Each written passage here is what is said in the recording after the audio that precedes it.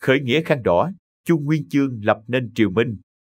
Chu Nguyên Chương từ một người tham gia cuộc khởi nghĩa khăn đỏ đã nổi lên đánh bại các quân Việt khác và đuổi nhà Nguyên ra khỏi Trung Quốc, dựng nên cơ nghiệp nhà Minh. Ông được xem như là một trong những hoàng đế vĩ đại nhất trong lịch sử Trung Quốc, nhờ các công trạng to lớn của mình với đất nước, nhưng cũng bị chê trách vì sự hà khắc, cũng như sát hại hàng loạt những công thần khai quốc trong thời gian nắm quyền. Mục tình hình Trung Quốc cuối triều Nguyên. Triều Nguyên sau khi thống trị Trung Quốc dù đã tích cực Hán hóa nhưng vẫn là một triều đại ngoại tộc.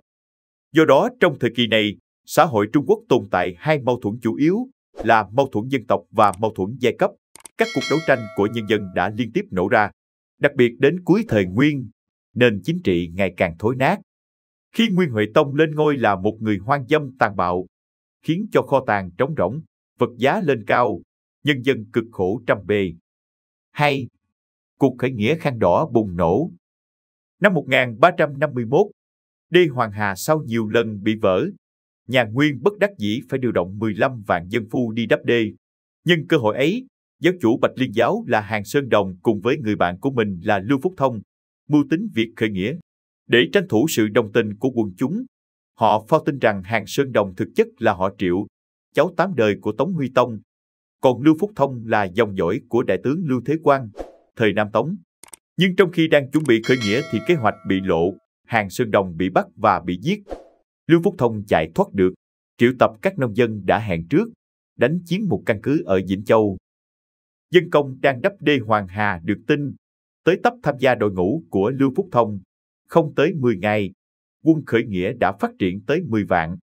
Vì quân khởi nghĩa đều quấn khăn đỏ trên đầu làm dấu hiệu, nên được gọi là quân khăn đỏ. Triều Nguyên thấy quân của Lưu Phúc Thông thanh thế lừng lẫy thì hết sức hoảng sợ, vội điều quân tới trấn áp.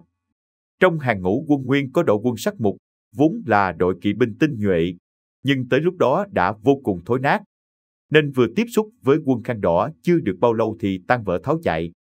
Qua hơn một tháng, quân của Lưu Phúc Thông đã liên tục đánh chiếm mấy thành trì. Vùng Giang Hoài từ lâu đã chịu ảnh hưởng của Bạch Liên giáo, nay nghe Lưu Phúc Thông khởi nghĩa liền nô nức hưởng ứng, như các toán nghĩa quân của Từ Thọ Huy ở Kỳ Thủy, Quách Tử Hưng ở Hào Châu, đều gương cờ quân khăn đỏ để nổi lên. Ngoài ra, còn có các toán nghĩa quân khác không gương cờ khăn đỏ, như Trương Sĩ Thành ở miền Bắc Giang Tô. Năm 1354, Nguyên Huệ Tông phái thừa tướng Thoát Thoát tập trung binh mã, phao tin là có 100 vạn quân, vây đánh cánh quân của Trương Sĩ Thành ở Cao Bưu. Trương Sĩ Thành bị vây chặt, quân khởi nghĩa đang gặp nguy cấp thì triều Nguyên phát sinh nội loạn. Nguyên Huệ Tông hạ lệnh cách chức Thoát Thoát.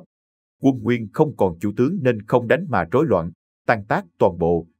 Sau khi quân Nguyên tan vỡ, Lưu Phúc Thông ở miền Bắc nhân thời cơ mở cuộc tiến công, đánh tan quân Nguyên ở đó. Sang năm sau, ông đón con trai của Hàn Sơn Đồng là Hàn Lâm Nhi về Hào Châu, chính thức tung lên làm hoàng đế, hiệu là Tiểu Minh Vương, lấy quốc hiệu là Tống. Sau đó, Lưu Phúc Thông chia quân làm 3 cánh tiến hành bắt phạt. 3 cánh quân tiến rất nhanh, áp sát chân thành Đại Đô. Lưu Phúc Thông đích thân dẫn quân chiếm được Biện Lương. Triều Nguyên hoảng sợ, phải tụ tập lực lượng của địa chủ đem đi trấn áp. 3 cánh quân lần lượt thất bại, Biện Lương cũng bị quân Nguyên đánh chiếm. Nguyên Triều lại dùng quan cao bổng lộc để chiêu hàng Trương Sĩ Thành. Lưu Phúc Thông cùng Tiểu Minh Vương chạy về An Phong thì bị Trương Sĩ Thành tập kích. Năm 1363, Lưu Phúc Thông hy sinh trong chiến đấu. Quân khởi nghĩa miền Bắc sau 12 năm cuối cùng đã thất bại. 3. Chu Nguyên Chương khởi sự. Trong khi cánh quân của Lưu Phúc Thông tiến lên phía Bắc, thì cánh quân của Quách Tử Hưng ngày càng phát triển lớn mạnh. Quách Tử Hưng vốn là một tài chủ ở Định Viễn. Vì xuất thân thấp kém nên thường bị bọn quan lại địa phương chèn ép. Ông bực bội, liền tham gia Bạch Liên giáo, kết giao anh hùng hảo hán, chờ cơ hội để giết bọn tham quan ưu lại. Năm 1352, tức năm thứ 2 sau cuộc khởi nghĩa của Lưu Phúc Thông, Quách Tử Hưng thấy thời cơ đã đến, bèn cùng 4 người bạn dẫn đầu mấy nghìn người đánh chiếm Hào Châu, tuyên bố khởi nghĩa. Quách Tử Hưng và 4 người bạn đều xưng là Nguyên soái. Đại tướng Nguyên là Triệt Lý Bất Hòa đem quân vây đánh Hào Châu, nhưng lại sợ quân khăn đỏ nên không dám công thành, chỉ hạ trại ngoài xa. Một buổi tối, quân khăn đỏ Hào Châu đang đi tuần thì thấy một nhà sư trẻ tới xin gia nhập nghĩa quân, đó là Chu Nguyên Chương. Lính canh nghi ngờ đây là gian tế của quân Nguyên, liền trói lại, giao nộp cho Quách Tử Hưng. Quách Tử Hưng thấy nhà sư bị trói thân hình cao lớn vạm vỡ, mày rậm, mắt sáng, đã có cảm tình. Bèn cho cởi trói rồi dẫn vào Nguyên Soái phủ. Chu Nguyên Chương sinh ra trong một gia đình nông dân nghèo ở Hào Châu. Năm 17 tuổi, cha mẹ và người anh lớn của Chu Nguyên Chương đều chết vì bệnh dịch. Bản thân ông phải vào chùa làm chú tiểu để kiếm cơm ăn. Khi quân Khăn Đỏ nổi dậy khắp nơi, quân Nguyên thua trận chạy dài, Chu Nguyên Chương nghĩ rằng ngày người nghèo đổi đời đã tới, liền rời chùa để gia nhập nghĩa quân của Quách Tử Hưng. Sau khi tham gia quân khởi nghĩa, Chu Nguyên Chương tỏ rõ tài năng của mình. Ông đánh trận vừa dũng cảm, vừa mưu trí. Quách Tử Hưng coi ông là người tâm phúc, trước mỗi trận đánh đều bàn bạc với ông. Danh tiếng của Chu Nguyên Chương trong nghĩa quân dần dần lên cao. Năm Tiểu Minh Vương xưng đế ở Hào Châu thì Quách Tử Hưng bệnh mất. Tiểu Minh Vương bèn phong cho con trai Quách Tử Hưng là Quách Thiên Thúc làm đô nguyên soái, Chu Nguyên Chương làm phó soái. Quách Thiên Thúc không có kinh nghiệm chỉ huy, lại thêm đa số tướng sĩ đều là thân tín của Chu Nguyên Chương, nên Chu Nguyên Chương trên danh nghĩa là phó soái nhưng thực tế nắm toàn bộ quyền hành. Không lâu sau, trong khi tiến đánh Tập Khánh, Quách Thiên Thúc bị kẻ phản bội giết, Chu Nguyên Chương liền chính thức làm nguyên soái. Sau đó, ông dẫn đại quân đánh tan quân Nguyên, Tập Khánh đầu hàng. Chu Nguyên Chương vào thành, treo bảng an dân, đổi thành Ứng Thiên Phủ. Từ đó về sau, Ứng Thiên Phủ trở thành căn cứ địa để ông phát triển lực lượng khắp miền Giang Nam. 4. Chu Nguyên Chương đại chiến Trần Hữu Lượng. Khi thế lực của Chu Nguyên Chương phát triển về miền Nam thì vấp phải một đối thủ mạnh là Trần Hữu Lượng. Trần Hữu Lượng nguyên là bộ tướng của Từ Thọ Huy. Sau, Lượng mưu sát Từ Thọ Huy rồi tự lập làm vương, lấy quốc hiệu là Hán. Trần Hữu Lượng đang chiếm giữ một dải đất rộng vùng Giang Tây, Hồ Nam, Hồ Bắc, hình thành chính quyền các cứ lớn mạnh. Năm 1360, Lượng dẫn đội thủy quân mạnh theo sông Trường Giang xuôi xuống phía đông, tiến công Ứng Thiên Phủ. Chu Nguyên Chương theo mưu kế của Lưu Cơ, dùng kế giả hàng, dụ Trần Hữu Lượng vào ổ mai phục. Bị tập kích bất ngờ, quân của Trần Hữu Lượng hỗn loạn. Số bị giết và chết nhiều không kể xiết, hơn 2 vạn quân và 100 chiến thuyền bị bắt sống. Trần Hữu Lượng phải lên một chiếc thuyền nhỏ để chạy thoát. Trận đánh khiến thanh thế của Chu Nguyên Chương ngày càng vang dội. Trần Hữu Lượng tổn thất nặng nề, rất căm giận, bèn ra sức chỉnh đốn lực lượng để báo thù. 3 năm sau, ông ta chuẩn bị một đội chiến thuyền lớn, đem 60 vạn đại quân tiến công Hồng Đô. Chu Nguyên Chương đích thân dẫn 20 vạn quân tới ứng cứu. Trần Hữu Lượng rút bỏ vòng vây, lui toàn bộ thủy quân về hồ Phiên Dương. Chu Nguyên Chương liền phong tỏa chặt lối vào hồ, nhốt thủy quân Trần Hữu Lượng trong đó và tiến hành trận quyết chiến. Thủy quân của Trần Hữu Lượng có nhiều thuyền vừa to vừa cao, xếp thành hàng dài tới 10 mấy dặm. Còn thủy quân Chu Nguyên Chương chỉ toàn thuyền nhỏ, so về thực lực thì thua kém nhiều. Hai bên đánh nhau liên tục 3 ngày, quân của Chu Nguyên Chương đều thất bại. Về sau, một bộ tướng nói với Chu Nguyên Chương rằng binh lực hai bên quá chênh lệch, không thể dùng sức mạnh mà thắng, chỉ có thể dùng hỏa công. Chu Nguyên Chương lập tức hạ lệnh chuẩn bị 7 thuyền nhỏ, cơ động, chứa đầy chất cháy. Một đêm trời nổi gió đông bắc, ông phái đội cảm tử điều khiển 7 thuyền này đâm thẳng vào đội thuyền của Trần Hữu Lượng. Lửa to, gió mạnh, chỉ trong chốc lát, toàn bộ thuyền của quân Hán đã thành một biển lửa, chiếu đỏ rực mặt hồ. Quân tướng của Trần Hữu Lượng kẻ thì chết cháy, kẻ thì bị bắt làm tù binh. Trần Hữu Lượng dẫn tàn binh chạy ra cửa hồ thì quân của Chu Nguyên Chương đã chờ sẵn ở đó. Dưới làn tên bắn như mưa, Trần Hữu Lượng trúng tên tử trận. Sau khi tiêu diệt thế lực các cứ lớn nhất miền Nam, Chu Nguyên Chương liền xưng là Ngô Vương. Từ khi Lưu Phúc Thông chết, Chu Nguyên Chương đón Tiểu Minh Vương về Từ Châu làm người lãnh đạo nghĩa quân trên danh nghĩa. Sau này, khi tư tưởng làm hoàng đế của Chu Nguyên Chương trỗi dậy, ông cảm thấy Tiểu Minh Vương là một chướng ngại.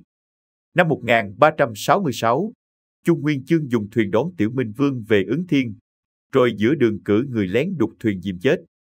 5. Chu Nguyên Chương bình định Trương Sĩ Thành và thống nhất Trung Quốc. Lúc hai tập đoàn Chu Nguyên Chương và Trần Hữu Lượng đang quyết chiến, Trương Sĩ Thành vẫn cho rằng có thể giữ được cục diện chia ba chân vạc, nên không đưa ra hành động nào. Khi cuộc chiến tranh giành bá quyền ở phía Tây đã dần dần kết thúc, thì Trương Sĩ Thành quay mũi giáo chĩa về phía Chu Nguyên Chương. Vào năm 1363, Trương Sĩ Thành bao vây thành Kiến Đức. Tướng giữ thành là Lý Văn Trung nghe tin cả giận, muốn đánh một trận sống chết với hắn.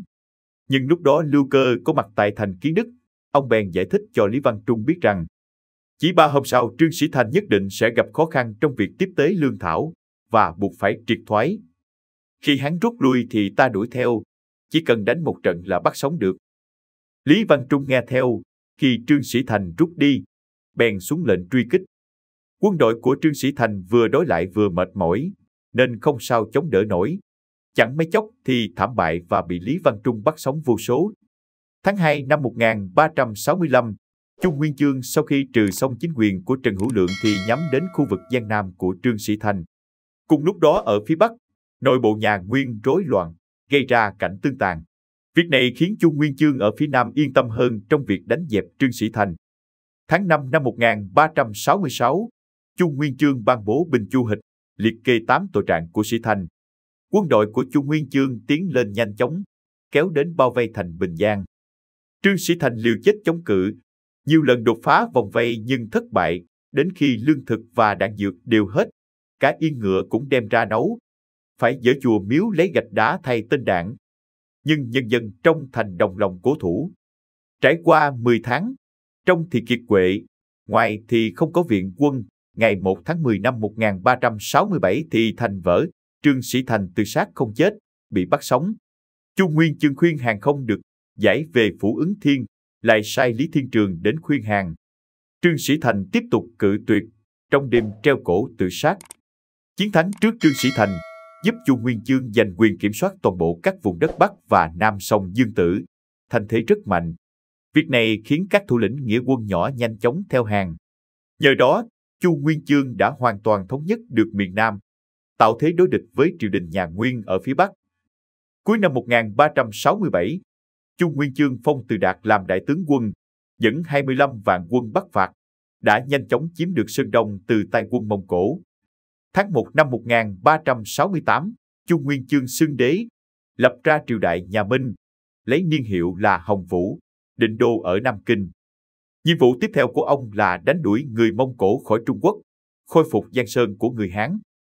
Quân Minh thừa thắng tiến lên, quân Nguyên liên tiếp thua trận, phải rút lui. Tới tháng 8, Từ Đạt dẫn quân đánh Đại Đô. Nguyên Huệ Tông nghe tin, biết đại thế đã mất, liền cùng đám quân thần vội vã kéo Gia Quyến bỏ chạy lên Thượng Đô.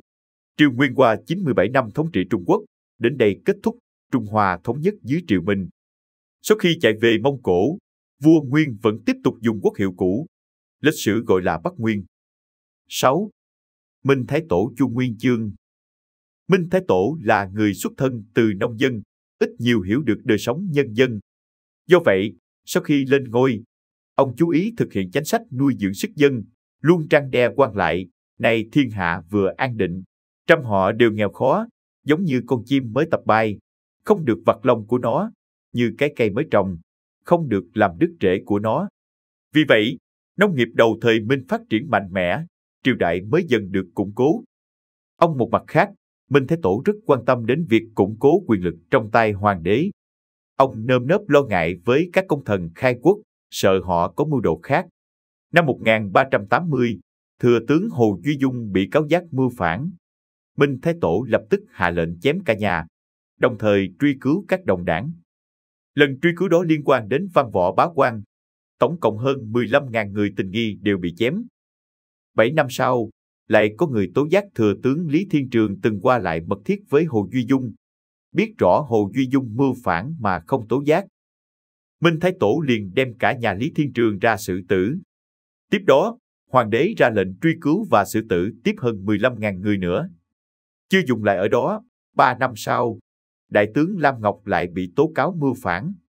Minh Thái Tổ liền giết Lam Ngọc và 15.000 người liên quan. Sau những vụ án lớn đó, hầu như mọi công thần trong triều đã hết sạch. Sự chuyên chế tàn bạo của Minh Thái Tổ vì vậy đã nổi danh trong lịch sử. Năm 1398, Minh Thái Tổ mất, làm hoàng đế được 31 năm, thọ 70 tuổi. Video chúng tôi đến đây là kết thúc. Cảm ơn tất cả các bạn đã quan tâm tới xe hay V88 và theo dõi video của chúng tôi. Đừng quên like, share và đăng ký kênh. Đặc biệt đừng quên bật chuông để theo dõi những video khác nhanh nhất. Một lần nữa xin cảm ơn tất cả các bạn.